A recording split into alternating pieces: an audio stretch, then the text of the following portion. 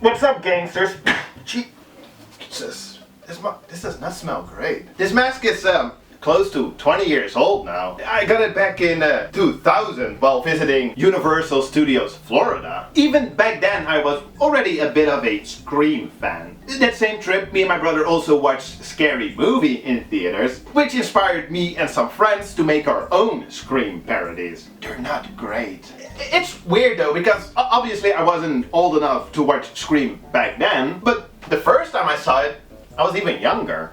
Quick story time. It must have been around 79, 78. Scream had just hit home video and my parents rented it out for the night for, movie night. I was around 10, 11 and just about to head up, to go to bed as they started playing the movie. So from halfway up the stairs, I saw the opening scene. And you guys know the opening scene. I had never ever seen anything quite like it. It honestly scared the bejesus out of me. And that's always been a very memorable experience for me, if you will. And probably partly the reason why I hold the Scream franchise so dear to my heart. So let's fucking talk about it. Boom! It's 1996. The horror landscape is a complete mess, saturated with endless sequels and mostly critically panned output, often direct-to-video. Sure, there were exceptions, but just work with me here. Then enter Wes Craven. Well, he was already quite established. 2 years prior, he even made a rather clever Nightmare on Elm Street sequel. So enter Kevin Williamson, the screenwriter who came up with a slasher story where the kids that are being stalked by the killer know about horror movies. So boom, you have this absolute classic of an opening scene. 30-minute short film unto its own? No problem. Drew Barrymore, kind of a big star. They wouldn't kill off a big star now, would they? She gets a phone call from this random guy and what? They start talking about horror movies? What's your favorite scary movie? Now that's classic. But then things turn ugly. While they continue talking about horror movies, her lack of horror movie trivia knowledge even leads to her boyfriend being killed. That's fucked. But yeah, amazing opening scene to set the tone. Then the movie follows this group of high schoolers, specifically Sidney Prescott, as they become the target of this masked killer. Basically, their lives becomes a horror movie unto itself, and they're very much aware of this. And that's kind of the big gimmick here. Sometimes it's just general movie references. And what movie is this from? I spit on your garage. Or random name dropping. The Exorcist was on. Sometimes it's someone in relation to what's going on. This is standard horror movie stuff.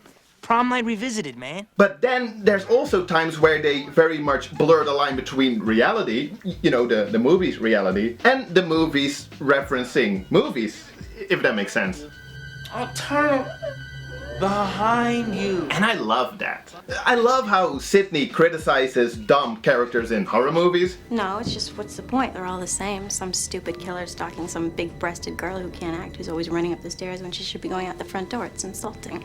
Only to run upstairs herself some 5 minutes later. And the movie is full of that. There's been so many slasher flicks released. These kids know all the tropes and rules by now. Randy, the movie nerd character, he literally states out these rules at some point during this scene that I used for this animation I made some 10 years ago. And number 3, never, ever, ever, under any circumstances say, I'll be right back. Because you won't be back. I'm getting another beer. You want one? Yeah, sure. I'll be right back. Cool. Basically, and that's what I love so much about it, the whole story is a horror movie. Which sounds obvious, but the story in the movie, which by suspension of disbelief we take to be true, like actually happening, really happening, plays out exactly like a horror movie. Wait, does that make sense? For example, big spoiler, in slasher flicks the final girl is usually a virgin, and virgins are safe, ask Randy. Sex equals death. Okay? So, towards the end, one of the killers has sex with Sidney, the final girl in Scream, just so she isn't a virgin anymore, and it's justified for her to die at the end. And that really only makes sense in a movie, not in a real-life scenario. It's all a movie. It's all one great big movie. Good stuff. And there's so many great scenes in this movie. I absolutely love the whole reveal towards the end. Pretty messed up if you stop to think about it for a second. But yeah, most of you have probably already seen this. I'm skipping over a majority of the plot points, and I could easily fill a whole video detailing like every little or big reference this movie makes. But there's already tons of videos like that out there. For example, the one my buddy Mike over at Demented Pictures did. I'm mostly here to just retell you my experience with the franchise as a fan of, what, like close to 20 years? And obviously most of these references and satire was lost on me the first time I watched it, but that's also kind of the beauty. It's also really effective as just a horror/thriller movie unto its own. I love this movie. It's a horror movie that both satirizes and makes fun of its genre, while at the same time pays homage to it and in a way owes its existence to it. And then goes on to add a whole new set of tropes to the genre, most notably the whole self-awareness. Plus, like I said, it's just a damn fine whodunit. So, it was a wild success upon its release, bringing in over $170 million on a $50 million budget, making it the highest grossing slasher movie ever. After adjustment for inflation, I think it should be #1. So, naturally, there was gonna be a sequel. And more or less exactly a year later, there it was, Scream 2. And oh my, in a way they made it even more meta. I mean, look at this opening scene. The characters in this movie are watching a movie called Stab, which is an adaptation of the events that took place in the first movie. Now that's meta. Damn, how is the crowd so hyped though? This isn't a Rocky Horror midnight screening. It's a pre-opening sneak peek showing, for crying out loud. Also, kinda insensitive, don't you think? I mean, in the movie, this is supposed to be based on real events. Can you imagine this crowd during an El Paso, Dayton movie adaptation? That would be atrocious. I do love how they have Tori Spelling in Stab playing the character of Sidney Prescott after they had this scene in the original Scream. I see you as a young Meg Ryan myself. Thanks, Dewey. With my luck, they'd cast Tori Spelling. Now that's meta. Anyway, Sydney's in college now, trying to live a quiet life after all the crazy shit from 2 years ago. But that's kinda hard when all of that is about to repeat itself. Fortunately though, we have Randy in film class, so they can warn us about sequels. Aliens is a classic, okay? Get away from her, you bitch. I believe the line is stay away from her, you bitch. It's film class, right? Is this how film class is? The killer obviously patterned himself after 2 serial killers who have been immortalized on film. Nice. That's Mickey, by the way. I used to think he was so cool.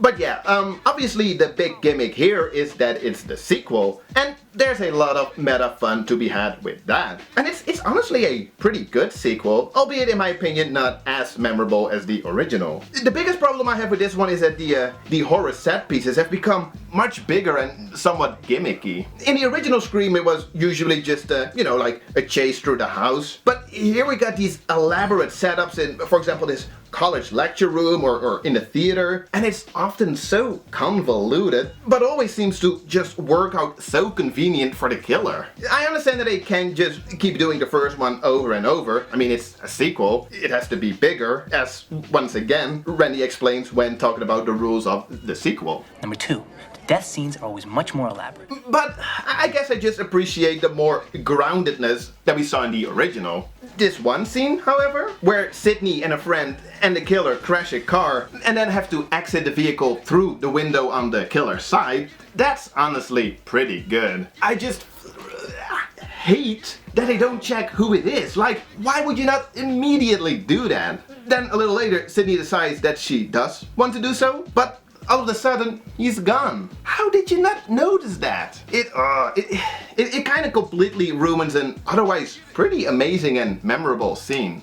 Anyway, then the reveal towards the end, which I thought was kind of cool. I just don't care for the killer as much as I did in the original. Also, I don't want to spoil it in case you haven't seen Scream 2 yet. Yeah, can you imagine?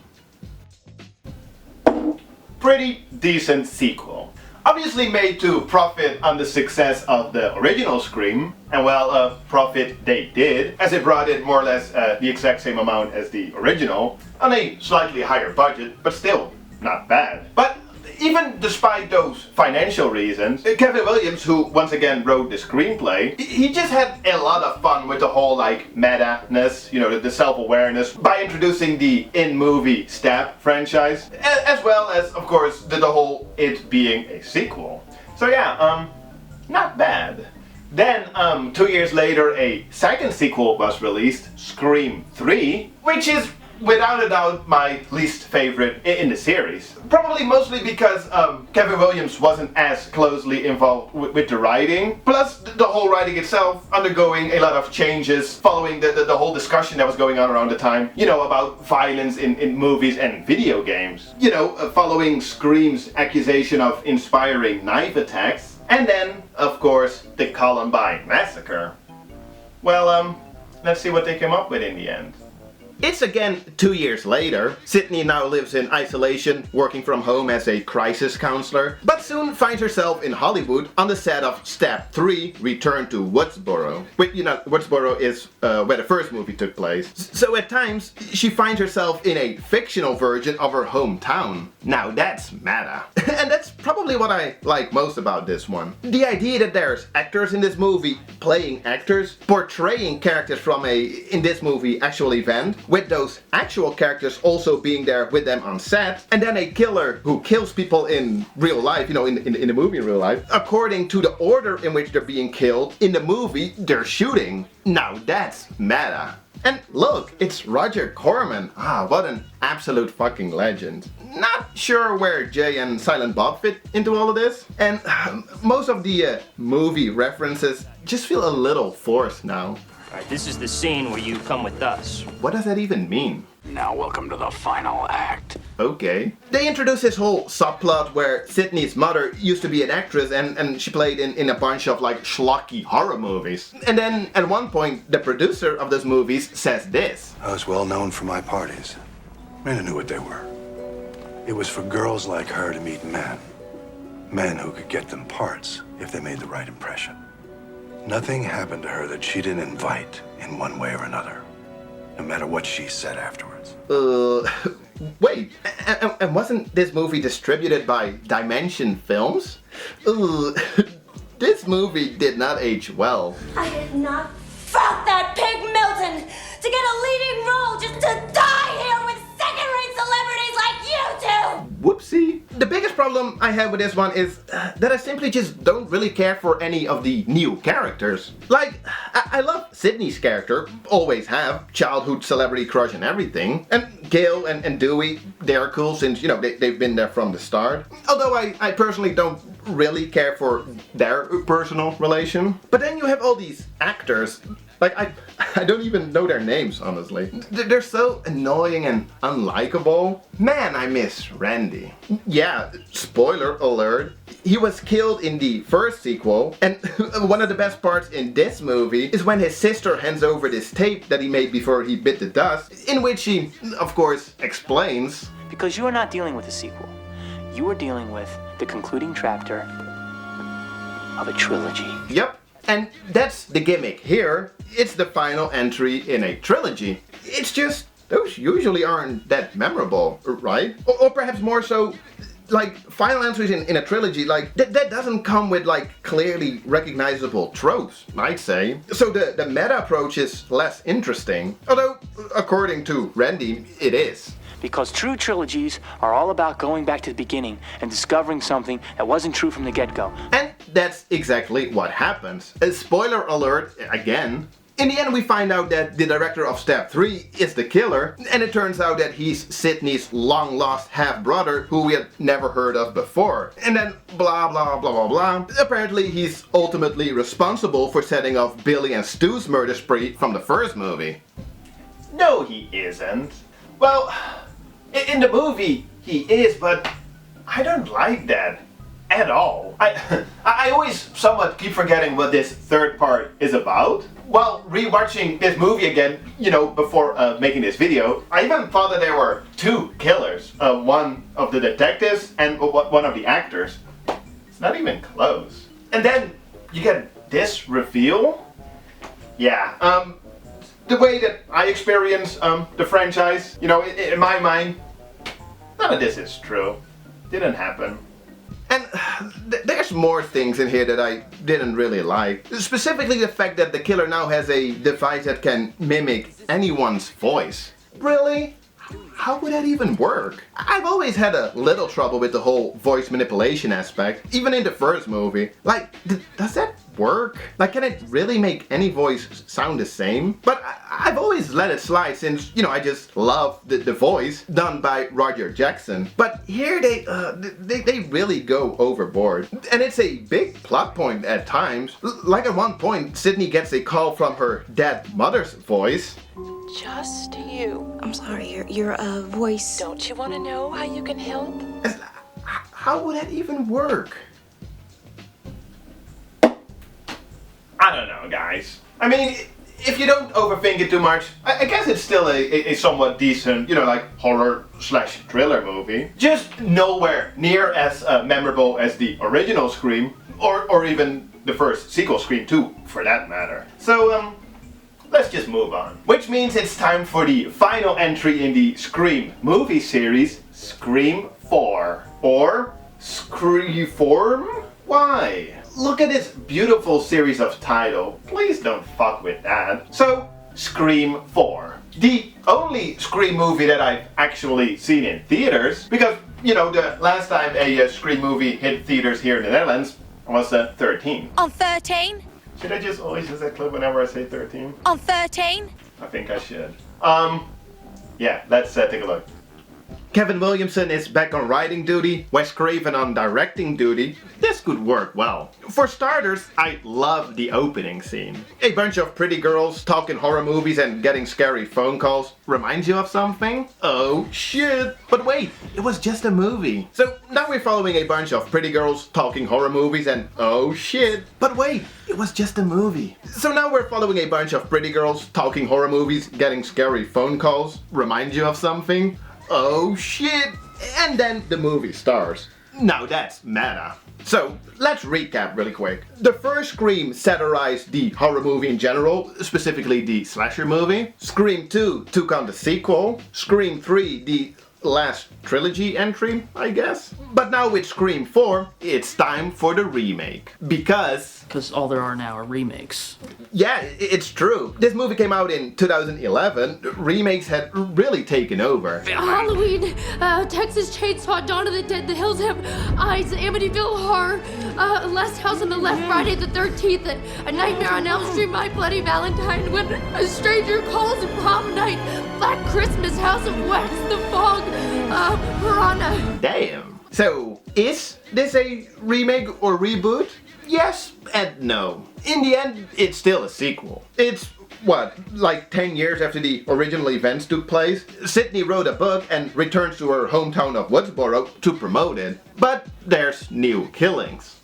Jesus, at this point, Sydney must really be feeling like, are you fucking kidding me?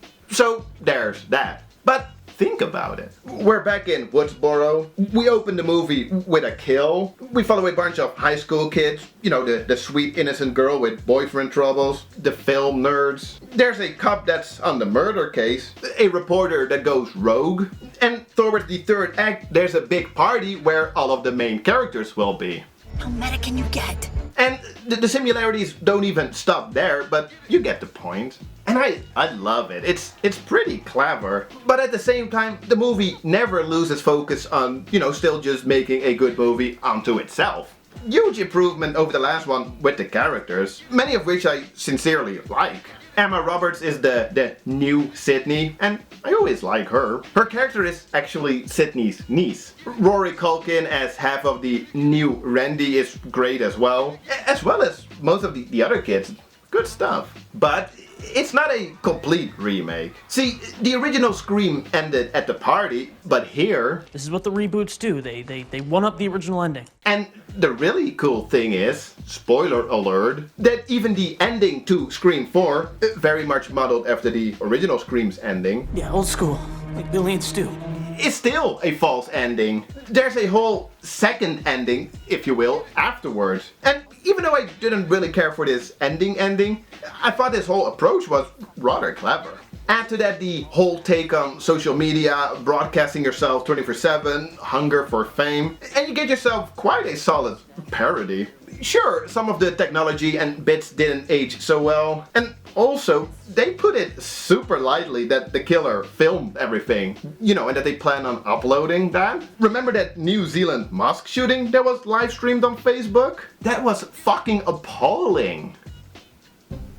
This movie, however, is pretty cool. Probably my favorite in the series, after the original, of course. Sure, I didn't really care for the whole reveal, but then again, I guess it somewhat works with, you know, some of the themes that were explored throughout the movie. So in the end, yeah, it's great. Which brings us to the end of this video, the title of which I very carefully worded. Because I know MTV did a TV spin-off, I just don't want to talk about it. Oh, at least not in this video. I've seen the first season. I honestly thought it was okay. Like, it was okay. I just honestly barely remember it. Also, I feel like I sometimes mix it up with Scream Queens, which came out around the same time. But Scream Queens, at least the first season, that's the only one I've seen, I absolutely loved. And coincidentally, also stars Emma Roberts. She's fantastic in it. But yeah, in this video, I really just want to limit myself to the movies. And I know, I keep going on like, oh, meta this, meta that. And obviously you can't really talk about these movies without bringing all of that up, you know, the self-awareness theme. But then again, as I said a couple of times already now, they honestly do work great onto themselves as just fun horror/thriller movies. Some are better than others, but none of them completely have to rely on the whole, you know, like them being self-aware. But hey, that's just my take. I'm not quite sure if any of you even really cared for, you know, like me making a video about the Scream movies. I mean, there's so many out there already.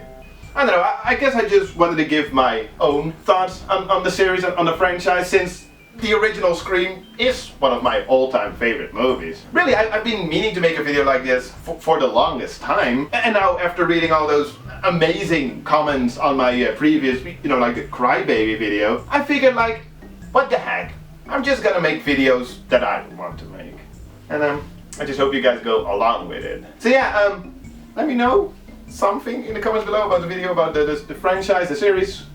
Yeah? And then I'll see you guys next time. Cheers. Have a nice day.